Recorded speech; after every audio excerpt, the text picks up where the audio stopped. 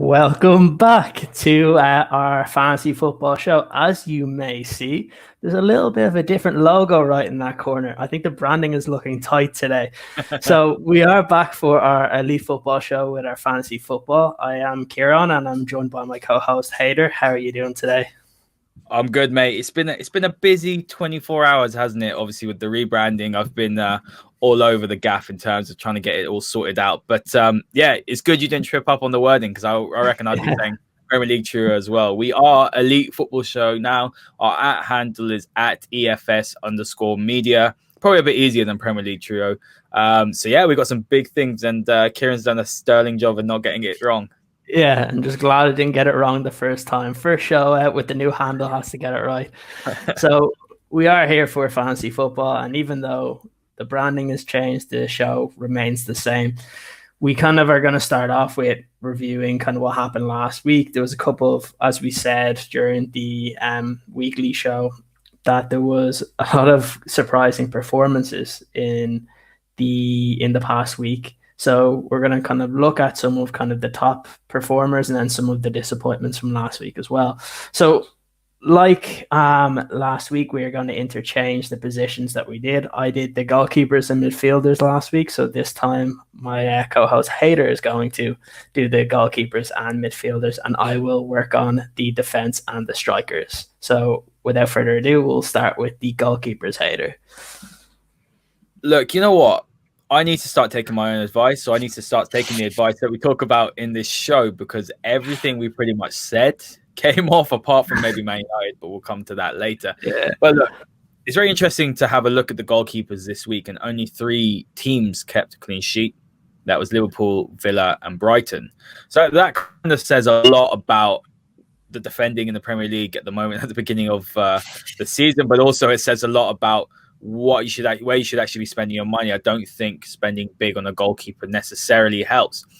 Saying that, Alisson came out on top in the game week. Obviously, he's rated at 6 million, and he got 14 points, a clean sheet, penalty save, which obviously contributed to that high score, and 2 bonus points. So Liverpool looked fantastic defensively. I don't think they were troubled once by Chelsea. And in the grand scheme of things, if you have Alisson in goal, I think you're probably going to have the best defensive record. But I think the one for me was probably Martinez. That was just the shout, maybe the shout out of the week, or the most impressive one. On debut for Villa, rated at 4.5 million, 13 points, a clean sheet, also a penalty save, and 2 bonus points.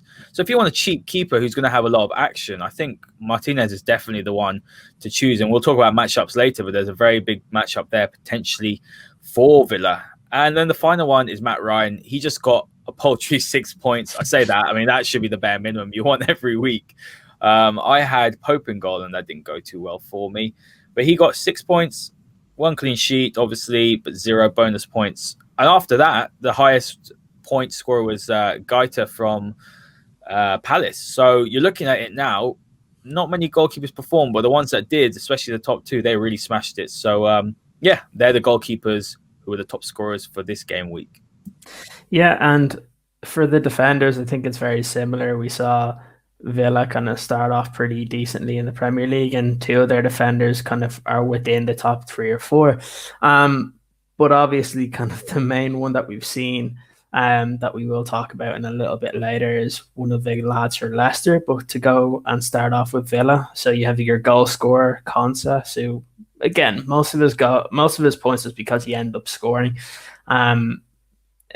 It's hard to know how reliable Villa are going to be defensively, but again, like you said, that we'll kind of pick up on the game week that they have this week, so it might be a good idea to maybe put in 1 or 2 of the Villa defenders. But again, based on what happened last year, it's hard to trust them. But for now, last week we had Konsa with 15 and Tyrone Mings with 10. So again, a pretty good partnership if you had your Villa back 2 there. I don't see many people that would have done that unless you're diehard Villa. I mean, that is a risk, but that was a high reward, wasn't it? Yeah, it was. I don't think you're going to see that much, but I think the goalkeeper one is a good shout there, because they do concede a lot of chances. So it'll be interesting to see how Martinez does at Villa. And then our third one was Castagna. Again, he's been kind of one of the standout performers in the past kind of couple of weeks, even to start the season. Probably has been one of the signings that's hit the ground running straight away. So I think he's always going to be one that you're going to have to look out for, especially when you see when it's going to be a team that Leicester are going to play against they're going to be attacking quite a lot. He tends to have that good kind of creativity, even from a defender's point of view, very similar to that of Robertson or Trent. So again, those are kind of the top three. If you want to kind of the last one, you've Lewis Dunk from Brighton as well, who picked up 7 points. But again, Brighton's a hard one to back week in, week out. But I think if you're looking at those four, you're probably looking at Castagna for a more long-term solution there. So what about our midfielders for last week? Well, I just want to add on Castagna. If anyone watched him at Atalanta, he was actually backup to Gozens, and I can't remember I can't remember the right back's name now, but a right wing back. But they obviously played a very attacking system where the fullbacks, they played a 3-5-2, so the fullbacks or the wing backs were very, very involved in the attack. So with Castagna, he's actually come to a team with Leicester who utilised their fullbacks in an attacking manner as well. Like you said, you compared them to Liverpool's. That's why last season Ricardo Pereira was so brilliant. Chilwell was a good shout as well going forward. So yeah, Castagna for me, especially rated at 5.6, wasn't he? Is a great shout. So maybe not this week against City, but I think in the long term he's a great shout. But I have James Justin, and I think Justin's a great shout as well for the price. But yeah, midfielders. Wow, this was a great week for the midfielders. The most obviously standout one was Son, 24 points, phenomenal. Look, last week we were saying. This is crazy. Okay, we got this wrong. Last week you were saying, I don't know if I'm going to put any Spurs players in. I can't see them creating. And Ciaran also messaged us on the group chat saying, Spurs are 1-0 down. And I said, we can't talk because United was so bad. Look, we'll see what happens. Next thing you know, it's 5-2. Look, Son was phenomenal. 4 goals, 2 bonus points, 24 points. If you captained him, you're an absolute legend, 48 points. I know a few people have done that. And it's strange because I think Southampton, for me, are the side which I thought were going to be dark horses. But when you're looking at their start, you're also looking at the way Spurs play. If they can click, they're going to be devastating on the counter. And they got a lot of quality going forward. So for me, I'm still not sure. But at 9 million, Son is probably the one I would choose from Spurs in their team because Kane's quite expensive at 12. Next one as well, a big hitter. Mane was fantastic again. 2 goals, 2 excellent goals. Well, one was a mistake, 1 excellent header. 16 points, 1 clean sheet as well as he picked up some points for that. And 3 bonus points. Fantastic. And he was one which I wasn't sure whether it's him or Salah. I think I'm still going to go for Salah, but Mane is a little bit cheaper. You got to have one of the big Liverpool wide men in there, I think. Firmino is a no-go for me.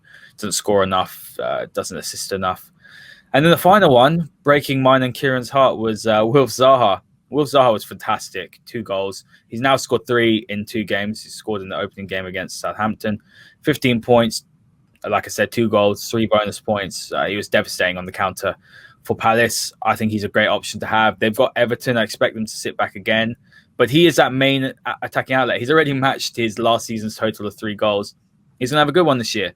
And then just a few special mentions to Kevin De Bruyne. I think he's playing further forward, as me and Ciaran were saying, playing in that number 10 role. Looked excellent.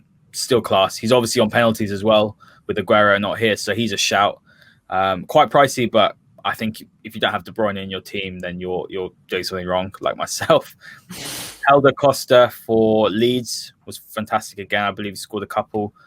Harvey Barnes is another good, cheaper option. He's a funny one because he had a great run last year, but he's actually very underrated, and I think he's one to look out for. He will start most games for Leicester. And James Rodriguez was fantastic as well. 12 points. Looked brilliant, and I think he's someone who's going to pick up a lot of points. So those are the midfielders. Ciaran, what about the attack? Yeah, the attackers, I think there's no surprise here with Harry Kane, who came first when he got his 21 points, many of them coming from assists. So again, not something you'd usually associate with Harry Kane, but the way Spurs played at the weekend, it was not what we expected anyway. Last thing I think we expected was Son to have 24 points and Kane to have 21. So any Spurs fans out there are probably delighted if they had both of them in their team. So then after that, we had one of the guys that I mentioned last week, one of the players that I put in my team last week, and that was Calvert-Lewin, who got 17 points. I just wish I captained him last week, and it might have helped me with my terrible midfield performance. But yeah, so again, he has a pretty decent matchup this week as well, where again, it's not as easy as it was last week with West Brom, especially when there was an early sending off in that game. That kind of made the space a little bit more open for Everton, and maybe the final score of the game kind of glossed over what the game really would have been if it was 11v11. But again, Calvert-Lewin came in, scored his hat-trick. Only annoying thing about him scoring an early hat-trick was he got taken off a little bit too early. Couldn't get another one. But then after that, you have the Maupay for Brighton, who I thought had an excellent game, scored 16 points, which for a Brighton striker, you don't see it that often. He did it on a couple of occasions last year. I think the game against Arsenal towards the end of the season, he got pretty high points in fantasy that particular week. And then kind of another special mention, it kind of goes with Leeds again with Patrick Bamford, so scoring again and kind of becoming that kind of reliable striker that many people didn't think he could be, myself included, because I saw him a lot last year in the Championship, and there was times he'd be missing 5-6 chances. But so far, so good for him this season. So I think the Leeds one's tricky because you have in midfield with, I think last week it was Jack Harrison, and now it's Helder Costa. For fantasy purposes, you hope later on in the season it's not going to be a split between Patrick Bamford and Rodrigo, but something tells me eventually that's where it'll get to. So like Liverpool, there's an issue there with getting consistent points, because with Liverpool you saw the week beforehand Salah getting 20 plus points, now Mane getting it. So those are kind of the risks you have to take if you want one of the top players in those particular attacking teams. Yeah, what I will add to that, you're spot on, is that one, in the long run, you've got to think it's a long game. Salah and Mane will have similar scores throughout the season. So that's why my mistake last year was actually putting Salah in, then swapping him for Mane, then swapping for De Bruyne. So I kept on swapping them in and out. If you just keep one in, and you just got to be clever with your captain, because that's where I struggled a lot last year. But if you keep one in for the whole season, which is why I'm just going to keep Salah in, unless obviously Liverpool don't play that week and there's a double game week, whatever. But having one of them, you got to. They're the best team in the league. They're one of the best scoring teams in the league. It's a bit like De Bruyne, I think, now. You've got to have De Bruyne. Another thing I will say as well with Calvert-Lewin, I think it's quite surprising. He's been excellent under Ancelotti. I've never thought he was someone who scores a lot of goals. But now with that creative midfield and the price that he's at, he's below 8 million, I believe. I mean, it's a great shout. It's a great matchup. And on to Leeds as well. They're a funny one because I think you're right. Bamford's a confidence player, so he will hit a low. But I thought Pablo Hernandez would be the one that was really creative, because he was really creative for Leeds. He's their main creator. Didn't play. I believe he was injured. So I had him on my side 2 weeks in a row and he didn't do anything. So, but then he's priced at 5.9 now. He's lost 1 million. So it's an interesting one. But it's me, isn't it, picking the sort of the three ones that underperformed the big names. So I'll start. Before we go ahead onto that, guys, make sure you hit the like button, hit the subscribe. Give Ciaran a follow as well. He's doing some great stuff. He's got his own NFL podcast and his own football one as well. We're maybe talking about doing a collaboration on this channel. So that's some exciting stuff. Follow us at EFS_media. It's so much easier to say that, isn't it? It's brilliant. Yeah, it is. It's so much easier. We've got a really nice, cool branding. We've got a new intro video. We're doing some collaborations. There's so much going on in this channel. It's growing. It's going to be on Spotify and Apple Pods and Anchor, so you can listen to it on audio when you're on your commute, and you can also listen to it or watch it on YouTube. But anyway, enough of that self-promoting. Let's go. And my three sort of disappointments, big names, the usual ones, to be honest. Look, Rashford for me has sort of carried on that poor form that he had usually probably since the restart. He had a very bad injury, a back injury. I think Rashford is the one who I'd be most concerned about if I was going to put in my team for a United player. I think he's the one that I have the least confidence in. Scored last night, which was great for his confidence, and I did tweet that. But yeah, he struggled and didn't really do anything with the money that's spent on him. It's about 9, I think, million. I wouldn't be looking to put him in. I don't think he's consistent enough. There's better United options if you want one for cheaper or more consistent. Bruno being one of them. Salah for me, obviously, I'm not going to take him out, but he was disappointing. As Ciaran said, he perfectly said that it seems one week Mane will perform, the other week Salah will perform. But like I said, he's a must. He's a cornerstone. But yeah, he was disappointing as well. Didn't really give a return. The other one was Sterling, and this might surprise a few people, but Sterling got 5 points. He's still got an assist, but for the money that you're spending for him, it wasn't a massive return. And I think you got to be careful this year. You've got Aubameyang in the midfield. You've got Bruno, who's gone up to 10.5. You obviously got Rashford, Salah, Sterling, Mane. There's so much quality now in that midfield. It's very difficult to pick. Hence why you got to pick your big players correctly. You got to pick your sort of wildcardy smaller players correctly as well, and that's a tough ask as well. Hence why some people are going to be going towards a Costa or a James or a Barnes. But yeah, they're my 3 players. What about you, Ciaran? Yeah, so my 3, the first one's very obvious. We are just kind of speaking about it as Bruno. So again, United as an overall team had a very poor performance. So rightly so, we're kind of talking about a lot of low points with the United players. But again, I think if there's one player you want to keep on your team, it's probably Bruno Fernandes, because again, he takes the penalties, he sets up a lot of the chances, gets a lot of assists. So I think it's going to be one you're just going to have to work through, kind of take maybe the bad hit for a week or two, and then once the team start kind of up and rolling, playing the way they were before, you'll probably see the kind of the benefits of having him. The other one that has been disappointing, it's not that he's played poorly, it's just for the price that you're paying, you're not getting what really you're getting out of kind of Mane and Salah, and that's Aubameyang. So a lot of people expect him to be one of the top goal scorers this season, but again, he hasn't had 2 very difficult games so far and hasn't really hit the heights. I think last week he got about 5 points, and the week before it was somewhere similar, kind of the 3 to 7 range. So again, it's for spending 12 million, you could be having someone like De Bruyne instead. You could have, if you didn't have Salah or Mane, you could bring them in too. So that's one to look out for. I'm assuming that it's going to improve, because again, he is the main goal threat for Arsenal. But again, thus far, you haven't seen much from him. And then the last one, I think everybody expects this one, is Kai Havertz. So had a poor game in his first one against Brighton. Then when he played against Liverpool last week, he's the one that gets pulled off instead of someone like Mason Mount, which was very interesting. When at the time, I can't remember if it was just the 1 goal up or if it was still 0-0, but it's one of those that I think it's hard to keep him in the team if, when you're going down to 10 men, that he's the attacking player that's being pulled off. That usually tells you that there's others that are more prepared in the system than he is right now. And for the price, yeah, while he's only 8.5, if he's constantly only getting you 2 points a game, it's just not worth it. There's other players that can get you a lot more for that. So he might be one that you're going to have to wait a little bit on, and then maybe put him into your team later on in the season. But that's what we have for our kind of disappointments anyway.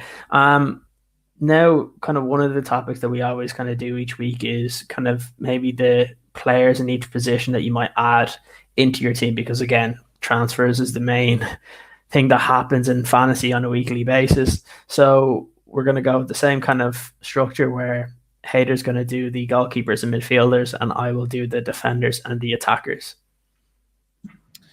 Yeah, so look, the fixtures aren't really sort of as clear cut as last week. We saw there were some big matchups that we did, obviously, where you thought, okay, yeah, this team's going to win by X amount. But I think you can't really look further than Patricio versus West Ham United.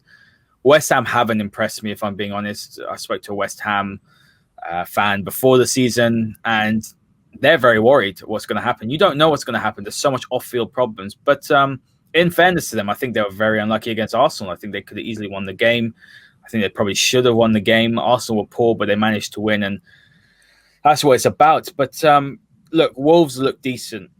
they looked a class very, very much below City. City looked pretty imperious, I'll be honest. They mean business this season. But Patricio against West Ham United, I think, is one which is definitely one to look out for, and definitely one reasonably priced, 5.5 million. And the next one, as I was saying earlier, would be Martinez. We were talking about. It's a difficult one with Villa because, like you said, they didn't really keep many clean sheets last season, or they conceded a lot of goals. But they're going to have a lot of work to do. But with Fulham, I haven't seen anything to suggest that they're going to stay up. They're one of those clubs, those yo-yo clubs. They annoy me. They're like Norwich. They're like West Brom. They're up and down. But look, I think Villa have bought pretty well this summer. I think he's a great signing. At 20 million, it's a lot. You could have got Romero for less, but I suppose Romero is a little bit older, maybe higher wages. But yeah, Martinez would be a shout for me. 4.5 million. I think you'd be crazy not to. And the other one, or the final one, is Nick Pope, who I have in goal for me. And funny enough, the other goalkeeper I have in my squad is McCarthy, because last year I didn't interchange the keepers. And I think it's quite important. If you have two keepers that could start, you just keep on changing them around. Obviously, you are risking that extra 0.5 million. Wish you could get a cheaper keeper. You could use that elsewhere. But for me, I feel like it's a nice way to sort of interchange them. But look, I think Burnley are going to be a good outfit this year. They look pretty decent against Leicester. I know they lost. But Southampton are just, I don't know what it is. They've started really poorly. They look pretty blunt in attack, and they leaked a lot of goals, didn't they? So for me, I'm not too sure, but I expect Pope to do well against Southampton. They are an attacking side. It's kind of complete opposite philosophies, right? You've got the Burnley sit more deep, more direct. I think that's where Southampton might struggle, but Southampton are going to press so hard. So I expect Burnley to bypass the press, which is probably the best way to do, isn't it? From the back and play long to Chris Wood. Yeah. And to Jay Rodriguez. But that'll be an intriguing game. Hence why I chose Pope, because I think I do expect Burnley to win that one. Yeah, for myself, with some of the defenders, it's a tough week because some of the defenders that I would normally kind of say to go for have tough matchups this week. You have Castaños up against City. When you look at kind of Gabriel, who's played well for Arsenal, he's up against Liverpool. So it's one of those where I think they're probably ones, unless they create the chances for their own team, that they're probably going to leak goals anyway. So it's probably best to kind of stay clear of them if you can, especially with the way City and Liverpool have started the season, kind of like last season never stopped. But the first player I'd say is probably Reece James.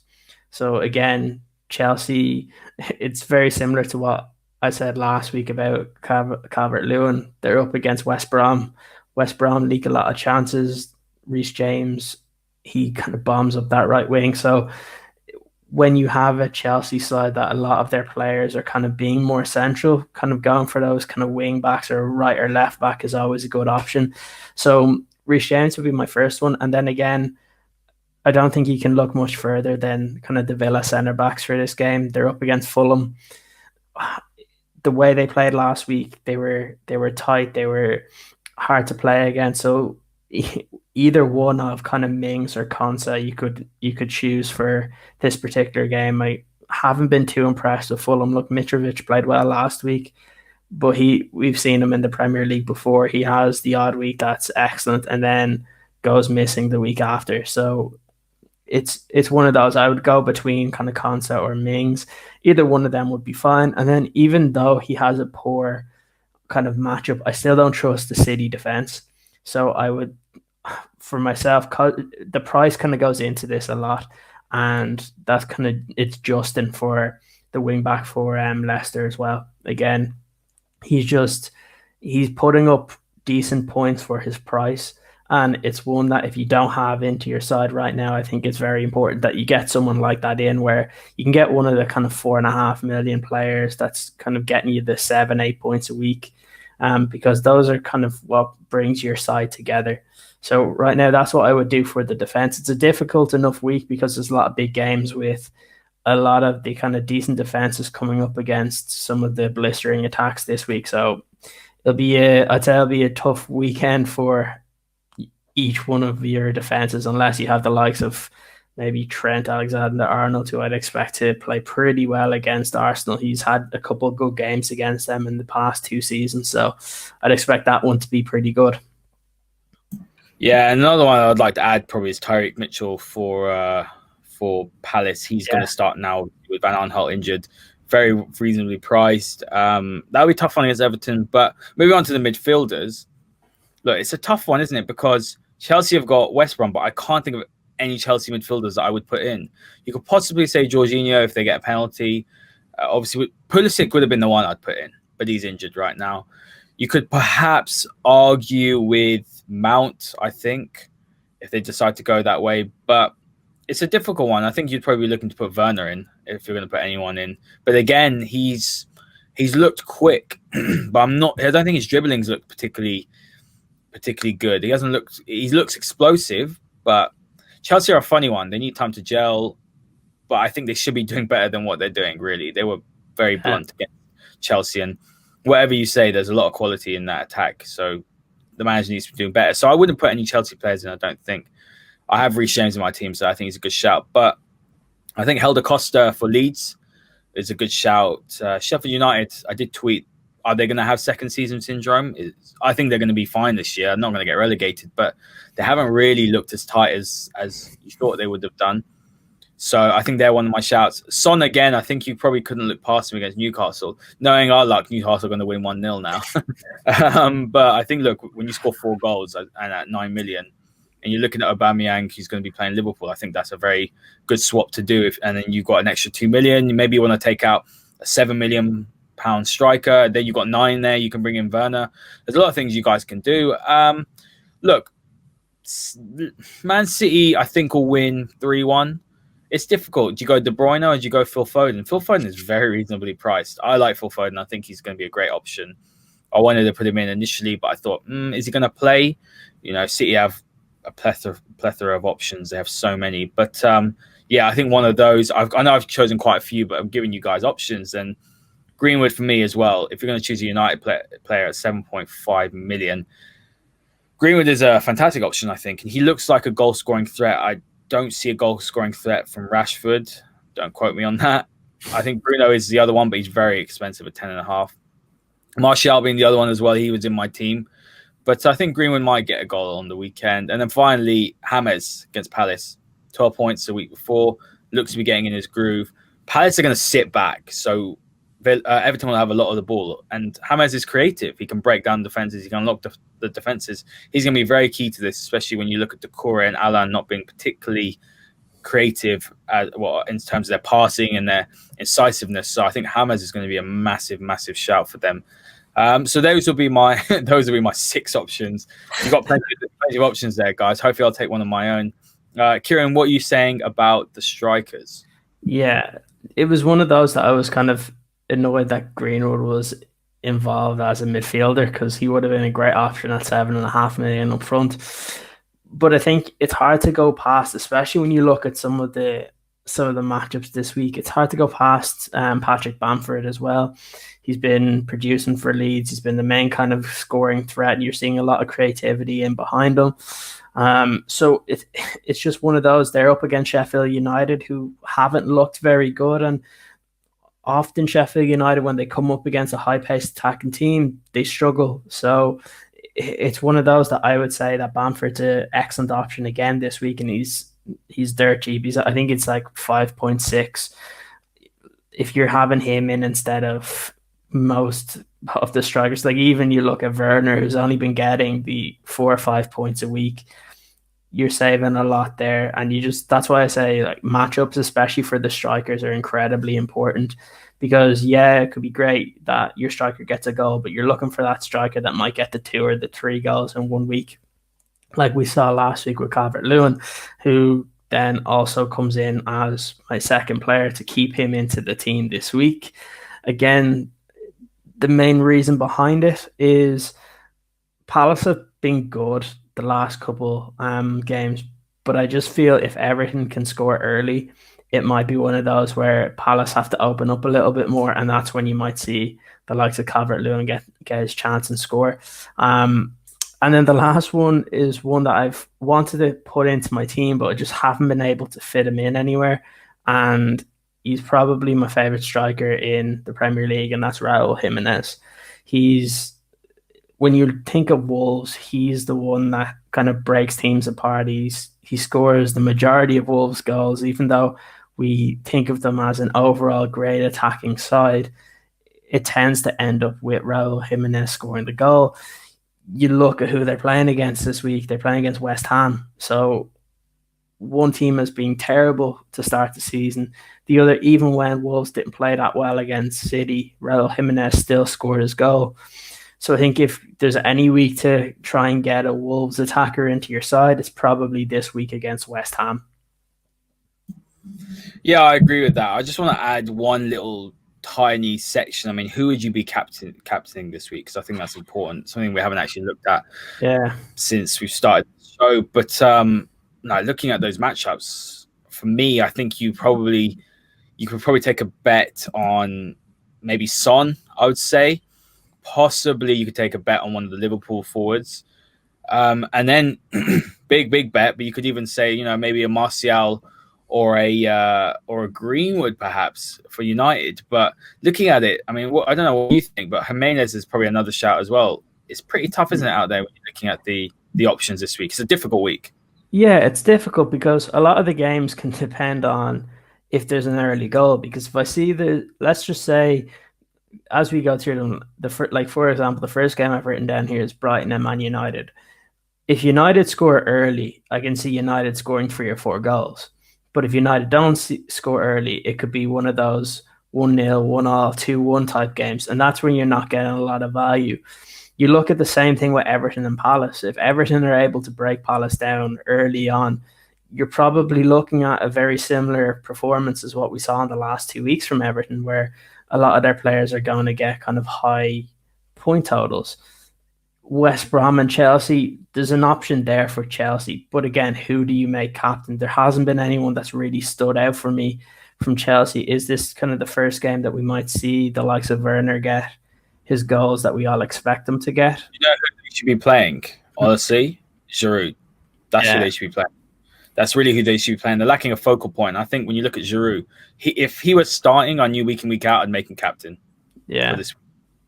Yeah, because again, it's just one of those that you look at even West Brom last week and you were deciding between Calvert-Lewin or Richarlison. Very similar in terms of the styles of Werner and Giroud. One is kind of that kind of more bigger presence in the center forward position like Calvert-Lewin, while the other one is kind of the more skillful attacker that tries to run in behind like Richarlison or like Werner. But again, I haven't been too impressed with kind of Werner's.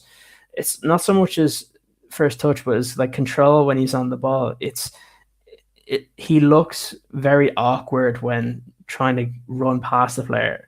Where you see Werner do excellent when the ball can go in behind, he runs onto it and he takes a shot. That's where you see Werner. But in the Premier League, you don't get that many chances unless you're in a counter-attacking team like the likes of Crystal Palace. And that's a great. Yeah, and Chelsea, when they play, teams are going to play deep. Yeah, exactly. It's the same problem that the likes of Rashford has, that if he was playing in a league where it's a lot more open, you'd probably see Rashford being one of the top scorers. But the fact is that there's so many teams that play deep against United, and you'll see the same thing for Chelsea. So it's all about, can they break them down? Once that happens, look, we saw it yesterday against Luton, is that once a team tries to attack, the space opens up. And when you have the likes of Bruno, Martial, Rashford and Greenwood running at you, any one of them can score. So that's the biggest kind of problem. This kind of leads us well into kind of these matchups. Now, we've mentioned some of them, but one that I wanted to mention, we kind of touched on, was the Sheffield United and Leeds game. That's one that's going to be tricky, because I think if Leeds can go out and impose the way they want to play, I think it could be a very long day for Sheffield United, because they haven't played that well defensively, and Leeds look blistering in attack.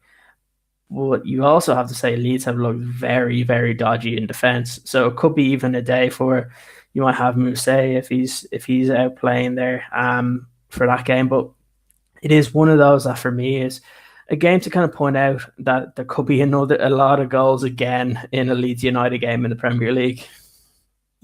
Yeah, I mean they've scored what 7 goals? Is it? Yeah, 7 goals, which is 7. Is that right? Yeah, 3 against Liverpool, 4 against Leeds. It's a fantastic return. I mean, when I'm looking at these matchups now, I think you probably couldn't look past City. They looked very good, and I think when you're looking at De Bruyne big on penalties as well, that I think that's a great matchup for City. Defensively as well, they did struggle a little bit, but I thought Nathan Ake was decent. And he's a good shout at 5.5 million. But I think the Villa game for me, if you're looking at that defense of Fulham and you're looking at perhaps Martinez, that would be one that you could potentially be putting your bets on. But for me, the standout one obviously is Liverpool versus Arsenal. This is a really tough one because Arsenal have found a formula to work in the big games, but I just don't see Arsenal beating Liverpool. I just don't see how they can do it. They were good against Fulham without being spectacular. They look solid at the back. Gabriel's been a good addition. Going forward though against West Ham, they were nothing special in my opinion. And when you're looking at Liverpool, if they play Thiago, you're not going to be able to get the ball off them. Yeah. And that's the point. And I just think Liverpool will grind them down. And so for me, talking about matchups, I probably would look at substituting Aubameyang out or transferring him out and bringing someone in a bit cheaper and putting some money elsewhere. But this is a tough one because I think for Chelsea's best bet is to probably put James in because James is an attacking threat and I have James in my side and I didn't transfer him out this week because he was an option for me. But I think, you know what? I think it's worth taking a risk on United. They weren't particularly great against Luton, but when the other attacking players came on, they were better. And Brighton like to play with the ball. They're going to have a lot of the ball. And United look better, sadly, on the counter. So if United can play on the counter, then I think they could run away with it 2 or 3. So I think you'd be probably crazy not to have at least one United attacker. I would avoid Rashford. I'd be looking at Greenwood, to be honest with you. I expect him to start. A goal and an assist in 14 minutes against Luton is a great return. Doesn't matter who you're playing. So they're sort of my mentions. When it comes to Sheffield United, you're right. I don't think you can trust their defence, which is crazy to think. Last season they were so tight. Yeah. I do think you're probably seeing the impact of Dean Henderson not being there. That commanding and knowing that behind you, you've got a great keeper. I don't think Ramsdale's anything. I was shocked that they actually went for Ramsdale. Yeah, same. I think they probably should have gone with someone like Romero. I think he would have done great there. You know, he's a great keeper. But yeah, looking at the matchup again, I think it's all like you said. It's all about the goals you score. Who scores first? That can dictate the game. You could see Palace definitely get something at Everton. Yeah, like I said, there's a lot of tight games there where you're not too sure how it's going to go. You can see, like, even in the bigger games with Liverpool and Arsenal, if you see Liverpool score early, Arsenal are going to have to come out and kind of match them pound for pound. Same thing for the City and Leicester game. If City score early, Leicester are going to have to come out and attack them. And that's when, even though it might not be good for our defenses, for everybody's midfield and striking options, that's what you kind of want. Like, in terms of fantasy is different than when you're supporting your team. You want the more goals, the better. The more kind of attacking performances, the better. And we've been lucky in the past kind of week or two where there's been a lot of goals, but you know, there's always those weeks where you could get about 10 goals in the whole league, and we just hope that with the players still not having that kind of preseason, that we've seen the defenses kind of slip off a little bit. So hopefully we see a lot of more attacking performances this week. Is there anything you'd like to add to that, Hader, or are we good? No, I think we're good. I think listen to our advice. No, I'm joking. Yeah.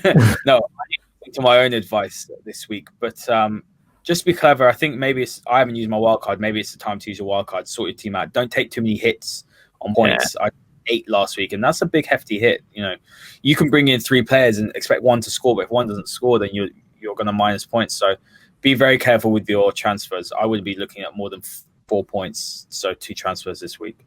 Yeah, and if you are based on kind of the way it started off this year, do your wild card maybe earlier this year, and then from then on, at max, I would say kind of 4 to 8 points if you're taking one on a weekly basis. But yeah, that's pretty much what we have time for today. Just remember, I'm gonna do this time. Like and subscribe. Check out we're on Spotify, YouTube, all everywhere you get your podcast. We are there.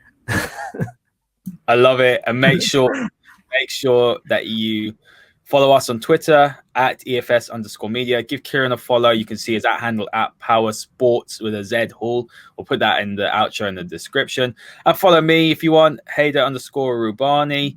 Make sure you check out our new intro video. It's brilliant. Make sure you give us a follow, a subscribe, and we will see you next time. Sorry, Ciaran, I'm taking this part from you, but I'm so excited about our new branding. So make sure you get involved, as many listeners as possible, retweet around, and good luck with your fantasy team this weekend.